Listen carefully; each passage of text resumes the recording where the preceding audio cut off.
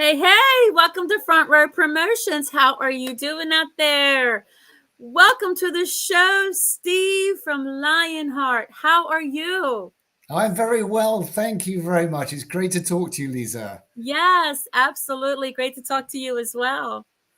So, tell me about Lionheart. Yeah, Lionheart, we started in 1980, going back a long, long way. That's like, I can hardly count, 44 years. We started as a band.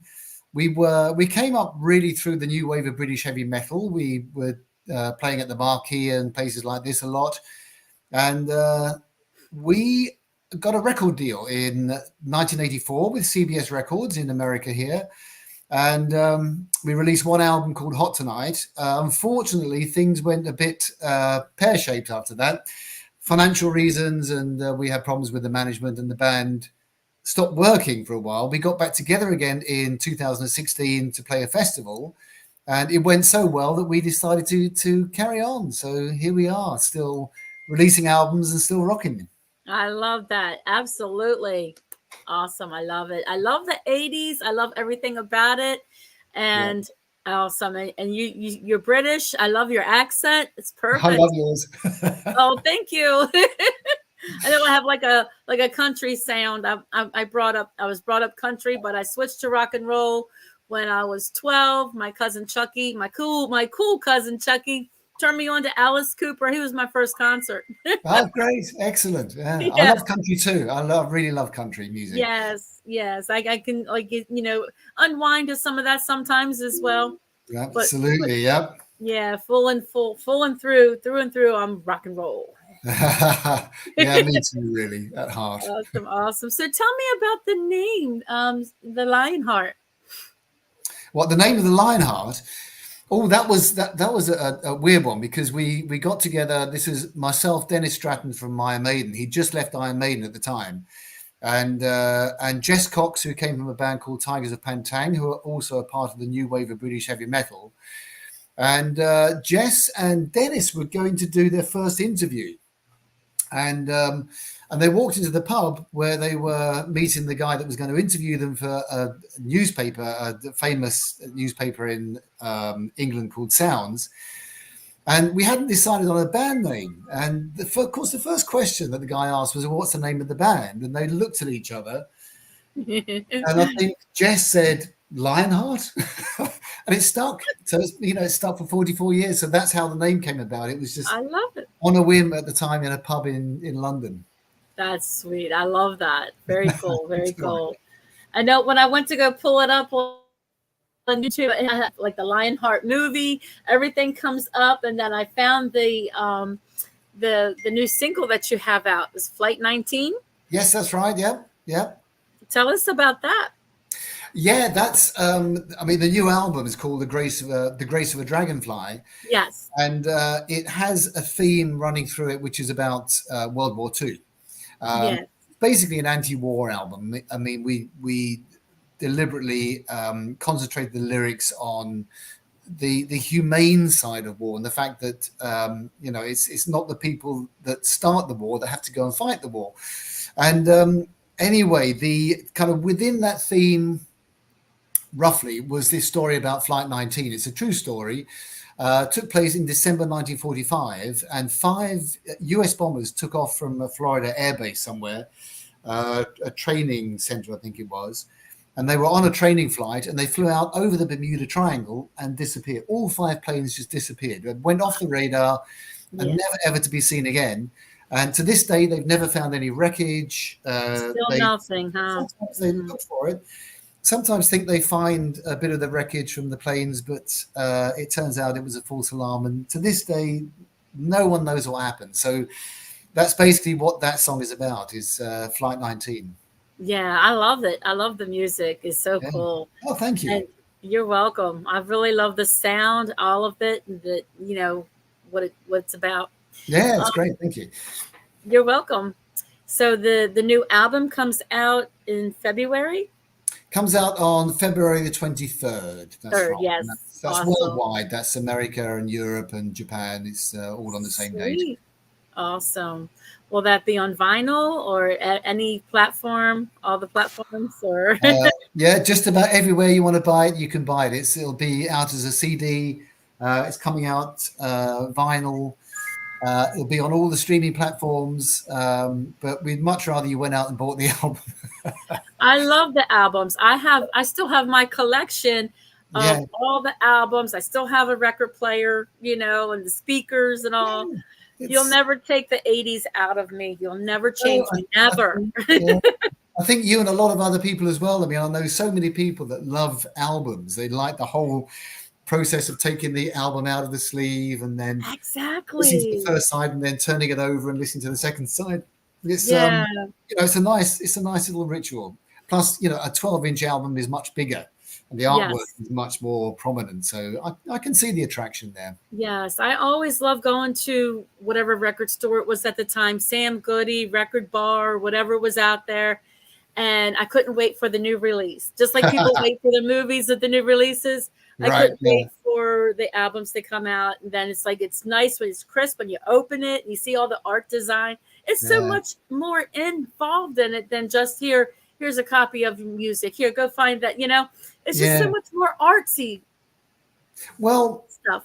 that's the thing. I think, especially with Lionheart albums, is because we have a really great graphic designer. It's a guy called Tristan Greytrix, an English guy. And when we were releasing Second Nature, I just got an email completely out of the blue from Tristan, and he said, "Have you thought about your artwork yet for this new album?" And I was so busy producing the music for it, I Right. hadn't even given the artwork a second thought. And I said, "No."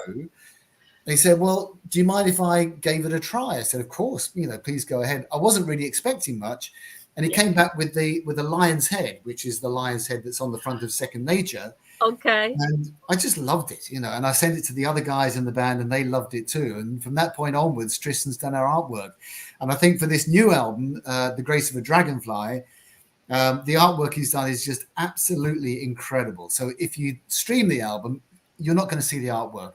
Go and buy the album, whether it's the Absolutely. CD and in the booklet, or maybe even better, you get the artwork in the vinyl. It is absolutely stunning. It's the work of a genius. It really is. It's fantastic. Yes, I was looking up some of the work there, and to get some background of what you do, Mm, and that like you said, the artwork is just phenomenal. it is. It's very, very cool. I love it.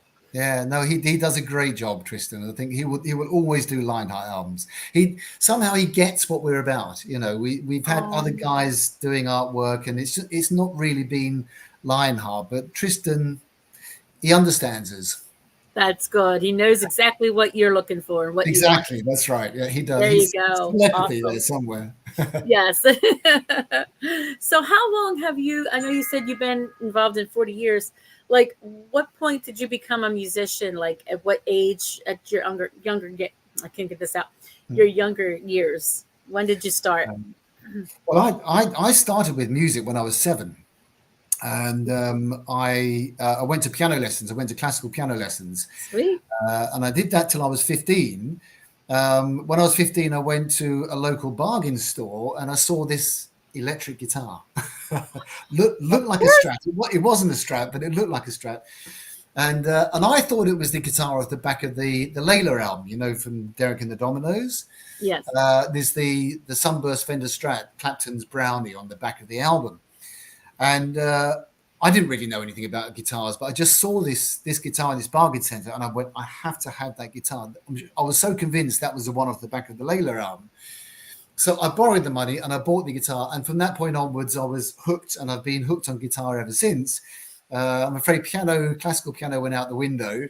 Oh, But those 8 years of classical education have really put me in good stead. So, to anyone out there that might be young and they're doing piano lessons, keep it up, because it really sets you up. If you want to be a musician of any kind in the future, it really does set you up, and it worked wonders for me.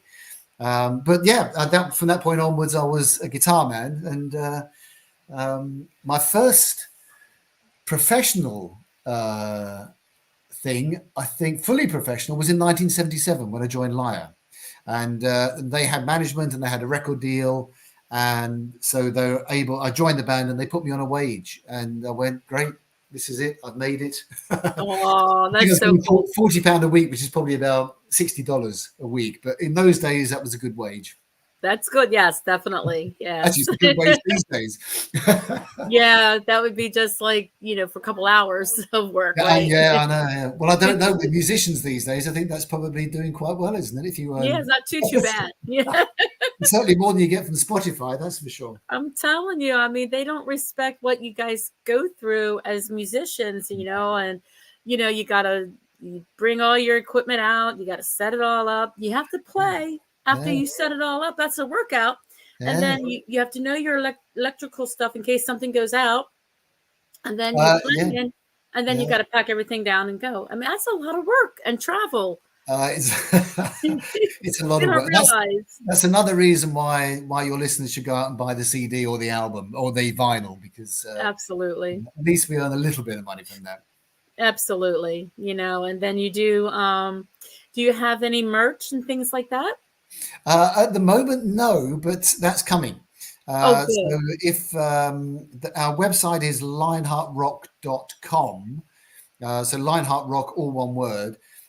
There is a merchandise page on there, but there's no merchandise on it yet. Not yet. It's So, coming. It's it's coming. coming. It's coming. We promise it's coming. Yeah, it will be coming this Awesome. year. Yeah. Sweet. Awesome. Well, I if you do anything, make some tank tops because I love the tank tops. Shirts Oh, are good. good, but tank tops is my thing. Yeah, I we'll wear bear tank that. We'll tops bear that in as mind. during the wintertime. Yeah. You have to keep the Because to heat put on. the heat on, it's too hot through the house. So tank top. No, we'll get. I'm sure we'll get a few tank tops in as well, just for you. Awesome. Awesome. So cool. So what's that feeling like being out there and up on stage and traveling in your tour bus and going from city to city and place Yeah. to place? I mean, it's a young man's game, really, because it's quite exhausting. Um, and I mean, I don't drink alcohol, so in the tour bus, especially when we tour America, Right. when you finish the gig, they load up the trailer with the gear, and then we have to hit the road. So we travel overnight, and we don't have a hotel. We go straight to the next show the next day, Oh, where we can wow. shower properly and freshen ourselves up a bit. But sleeping on the tour bus is not easy. There are very often two or three people who are still partying in the main lounge, and Right. you don't necessarily have drivers who avoid all the potholes.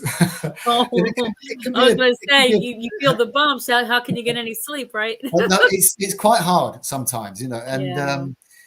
but they're the downsides, but there's a lot of upsides to it as well. And I love to, when I know what town we're going to, especially in America, I love to plan a walking route. And so when we get there at say 9 o'clock or 10 o'clock in the morning, I just have my breakfast, and then I go off out for the whole day while they're setting the gear up, and come back in time for sound check at 4 o'clock in the afternoon.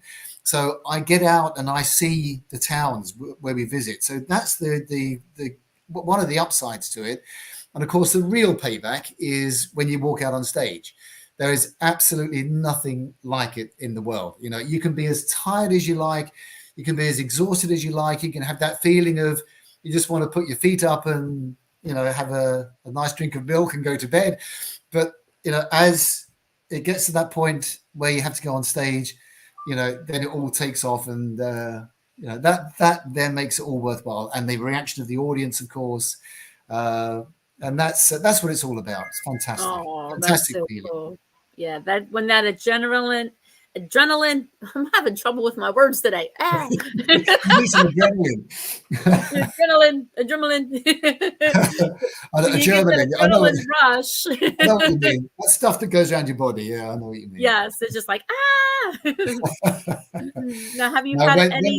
that gets pumping, and that really, as I say, it doesn't matter how tired you are. That 10 minutes before the show starts, then it's the adrenaline starts to go.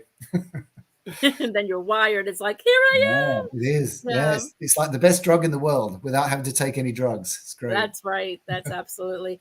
I'm like you when you said you don't drink. I'm like, I don't drink either. I'm high on life as it is. You know, Yeah, I'm just I'm bubbly all over the place, yeah, and I that's all go you out. need. People ask me if I want anything to drink. I'm like, no, I don't need Mm. it. Yeah, No. I like a nice cup of tea, or a glass of water, or I like the simple drinks. They're enough for me. And I used to drink a few years ago, but I just got to a point where I didn't over drink, but I just decided, why am I doing this? It's like, why do I need something to help me enjoy life? Right. I'd rather rely on me to enjoy life. And my mornings have Absolutely. been much healthier since. Absolutely. Yeah. Your body, do your body better, Yeah, absolutely. I agree with that. Yeah, big time. Now, I am hooked on soda. So, do you drink any sodas? Occasionally, yeah, I occasionally have a Coke. Um, but if I'm feeling a bit tired, I might have a Coke just to pep me up a little bit. But Yeah. I I was don't going to drink. ask you Coke or Pepsi because my co-host, she drinks, she don't do Coke, but I mean, No, she drinks Coke. drinks Let Coke. me clarify that. Just to clarify that, yeah, it's probably not a bad Yeah, idea. she don't do Coke, but she drinks Coke. He drinks I Coke. drink Pepsi, so we have this Pepsi Coke war every time we get on. We Oh, I ask our see. guests, Pepsi or Coke, Yeah, So I drink either. I don't yeah, mind. it's really not good for you, but I'm addicted to it. I try not to Yeah. drink it all throughout the day, just one or two Mm. cups at night, and I'll be, just give me that little pep, like you said. Yeah, well, I'm afraid my vice is coffee. I have to have my coffee in the morning when I get up, Oh and yes, I then I have definitely gotta have have my my coffee in the coffee. afternoon. I have to really restrain myself, actually, but yeah, that's my one vice. Yes, I definitely do. I do two of the big cups like this. Oh, That's my regimen. Two of that's all these, right. like I guess 16 ounces. So yeah, Yeah, that's all right. yeah. So I, I'm I like, don't I woo. don't drink coffee German style. I was in the studio one time, and a band came in, and they made a pot of coffee, and they Mhm. they said, "Do you want a cup?" I said, "Yes, please." And I drunk this coffee, and it was ridiculous. And I realized afterwards, for one pot, they put a whole bag of filter coffee in, and Oh my god! that's the only time I've gone on coffee, and it Like, was, yeah, really, it was. I was starting to get worried about my heart, but yeah, so that's just I way don't too drink much. German style coffee anymore. Yeah, it's like wow, right? Oh my Yeah. gosh. Um, so have you collaborated with anyone or anyone you would like to collaborate with, or? Yeah, I'm collaborating all the time. I work very well. I like to work with singers, great singers. I mean, obviously Lee Small, the singer of Lionheart. I worked with a guy called Chris Uzi, an English guy.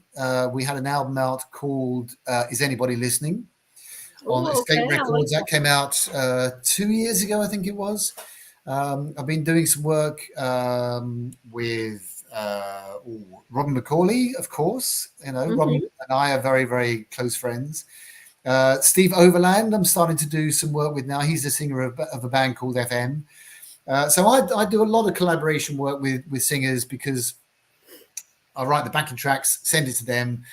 They do their vocals and stuff over the top, send it back to me, and I do little tweaks, and it goes backwards and forwards two or three times, and we end up, with normally a good song at the end of it. So that's the way I like to work. So I do a lot of collaboration. Yeah.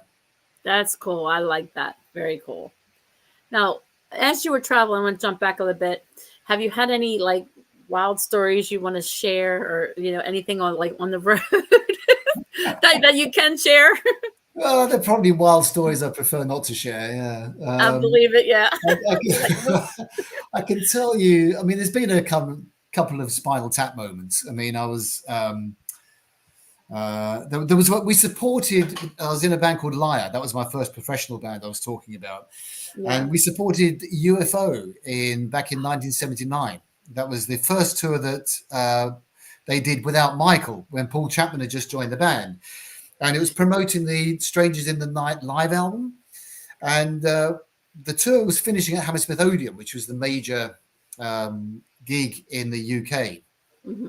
Every band always ended up at Hammersmith Odeon, and we did a song. The last song of our set we did harmony guitars. And so I ran over to the other side of the stage to, boogie on down and pose a bit with the other guitar player. But of course, I was away from my stack, so I couldn't hear a single note I was playing. So I Oh no. part anyway. So I just, played the notes. Right. And all I could hear was Paul, the other guitar player. But I knew what I was supposed to be playing. So I just kind of played it without looking down at my fretboard. At Wow. the end of the solo, I went back to the other side of the stage and I could suddenly hear myself and realized I'd played the whole solo a fret low. Oh shoot. everything was detuned. Everything I played was detuned by a semitone. So I absolutely hate to think how it sounded out front, but no one's ever mentioned it to me. So, maybe they turned me down when they realized. I don't know. Oh. That was an Well, that's embarrassing. pretty cool. Just playing it without knowing, and you knew what you had to do, and you just went with it. I should have looked a bit closer to see exactly where my fingers were on the fretboard. It's like, oh no, they need to come up one. But anyway, Oh, okay. I learned my lesson. Yeah. Now, have you done any lessons? Have you here we go. Have you done any lessons, like, to teach anyone? No, I'd probably be the world's worst teacher. I haven't got the patience to teach people things. I mean, I do. I did try it, not as a living, but just to, because it was a friend that wanted to learn guitar, and I haven't got the patience. I can't sit there and show them what they should play, and then when they can't play it first time, I kind of get a, You're like, I lose it a bit. Like, why can't you do it? So, I don't think I would teach, and I don't. When I learn things, I always teach. I never ever go to teachers. I think the last time I went to a teacher, I was learning classical guitar when I was, how old was I? About 21. And I went to the John Williams School of Classical Guitar in London, in Leicester Square. And I did that for about a year. And then I had enough. And since then, I've never been for another lesson in my life. So it doesn't matter what it is, if it's software or, computers or instruments. I always teach myself. I'm my own best teacher. I can work that's at my own good. pace. And, if I don't get it right, then I have all the patience in the world with myself. That's But true. I can't teach other people. Oh, okay. I got you. I have a guitar and it's still sitting there. I know one little do, and that's about it. That's all you need to know for rock and roll. That's great. Yeah. So eventually I'll pick it back up. But what I like to do, I like to sing along with the songs and stuff like I'd like to sing it the right way. So eventually I'll do that, but maybe I'll stick to this right now. Yeah. It's but keep on with your guitar playing, because that's always, if you can play music, it's very good for the soul. It is. Music is my passion, and I can see it's yours also. It's wonderful. Absolutely, totally. Yeah, it's my life. Yeah, absolutely. So if someone would come up to you and say, hey, I just got into music, what advice would you give them? What would you tell them? Well, I would say, are you sure? And if they said, I think so, I would say, don't do it. Really, because the only chance you have in the music business, I mean, the music business, I think, as we all know, is I mean, not because of the musicians. There's some fantastic musicians out there these days, but the whole business has gone to the wall. What with streaming and then we had the pirated MP3s a few years ago, and the people making the money are the people who are on the business side of things. The musicians were always at the end of the chain anyway. But now they've just fallen off. I mean, they're just not getting any money at all. So if you want to go into the business, unless there is nothing else that you ever have considered doing, I would say don't do it. Seriously, go and be a chartered accountant, or go and be I don't know, something that earns you a bit of money, an estate agent, something like that. Because if there's any doubt in a person's mind whatsoever, if they use that word, yes, I think so, then they're not committed. You know, they have to say, of course, you know, that's all I've ever wanted to do. That's what I've been dreaming the of. kind That's what I want to mentality, do. yeah, you have to have, because you have to stick with it. You have to go through hard times. You have to find yourself a job in order to pay, you know, for the studio time, to finance the band, to go out on the road. You can't do it just by saying, I'm going to go professional now, you know, and then hope you're going to find some record label to pay you some money, because record labels don't pay you money anymore. You know, they'll release the album for you. If you're lucky, you might, you know, cover a few costs here and there, but you certainly won't earn a living. And it will be many years and a lot of touring before you can really get to the point where you can say, I'm now a pro musician. So it's a very, very hard business, and the competition is fierce. You know, there are hundreds of thousands of bands out there, all in the same boat as you, all trying to make it, all trying to get that elusive record deal. It's hard, you know. So, as I say, you have to be absolutely 1000% dedicated, or you may as well forget it and do yourself a favor and go and get a proper job. Sounds hard. It's true. It is the truth. It's the hard truth about it. It is a hard profession to be in. It's one of the hardest. It really is. And you know, like I was saying earlier, it's not as appreciated either. Like, you know, to know what exactly you do when you travel the road, when you have to bring your stuff into the venue and lug it out, play the whole night. That's wear and tear on a lot of stuff going on. It's a lot of very, very hard work. And say the payback is fantastic. You know, I mean, people still these days look at the life of a musician and think, oh, how great it is. You know, you get to, you know, go out and play on stages in front of thousands of people, and it must be a wonderful life. You know, it's like an hour and a half, 2 hours maybe, that you do every day or every other day. And the rest of it is bloody hard work. You know, it's really, really hard work. You got to be very, very dedicated to do. You got to be dedicated. You got to be road hardy, and you know, there's a reason why so many musicians have fallen by the wayside. You know, or tragically died early, or you know, got illnesses where they've had to give it up, or you know, it really takes its toll. If you're going out on tour, you have to train before you go out. You have to look after yourself on the road. You know, not eat fast food, eat good salads, and you know, really get the vitamins and the nutrients going in your body. That's the only way really that you're going to survive a tour. And if you do get ill, you can't just turn around and say, I'm going to take a day off. You know, it doesn't work that way. Not like that. Yeah. You're constantly on the go. Yeah. Absolutely. You know, and I mean, I did a gig with MSG going back 3 or 4 years. We're doing a European tour, and I had salmon for lunch and it was off. And I was literally playing on stage, and the tour manager was at the side of the stage with a bucket. And every 5 minutes or so, I'd have to run off and, you know, bring the salmon up into the bucket. And then I was back on stage again, carrying on playing. You can't say, oh, I feel ill, I'm going to take a day off. You have to. You have no days off. You got to continue. The show must go on. Absolutely. Under all circumstances. Yeah, that's right. Whether you're sick or not, you're on that stage sick. You are on that stage. You got to do your stuff. Aww. Anyway, luckily not all the shows are like that. Well, I appreciate you. I fully appreciate everything you do. Great. Thank you, Lisa. You're welcome. I appreciate you appreciating us. Yes. I think I only had 30 minutes with you. Yes. Great. So, and see how we get along so well, and then boom, time's up. Let's do it again. Let's do it another time. Absolutely. You're more than welcome to come back to Front Row, and you know, time and time again. Let's do it. Lovely. Right. Yeah. I'll see if I can get the office to get their times right this time. There you go. That way we could be right on schedule, and we have more people watching. We do have an audience out there, and we have someone. I don't know the Facebook user, you know, but I have a feeling I know who that is. I think it's my one friend. But yeah. Okay. Thank you. Yeah.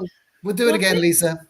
Absolutely. Thank you so much for coming to Front Row Promotions, and thank you all out there for watching. Support live music, music in the making, and music everywhere. Thank you, Lisa. Keep on You're rocking. welcome. Thank you. Bye bye. Bye bye.